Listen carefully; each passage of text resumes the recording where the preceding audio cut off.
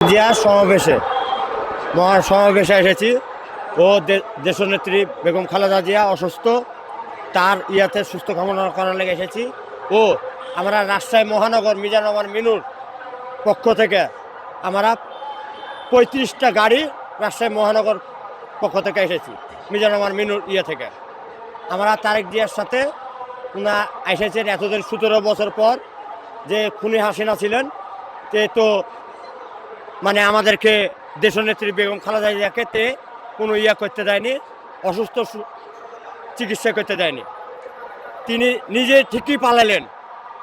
আর আমাদের দেশনেত্রী বেগম খালেদা জিয়া এখনো এই দেশের মাটিকে, এই দেশের জনগণকে, তাছাড়া এই দেশের জনগণের ছাড়া উনি যাননি। এই দেশের জনগণকে ভালোবাসেন ও জিয়া রহমানের আদর্শ নিয়ে উনি এই দেশের জনগণকে নিয়ে সব করেছেন। তার সন্তান আসছে 17 বছর পর। একটা মা ছাড়া, সন্তান ছাড়া মা কীভাবে থাকতে পারে? আমরা পরশুদিনকে এসেছি, 2 দিন আগে।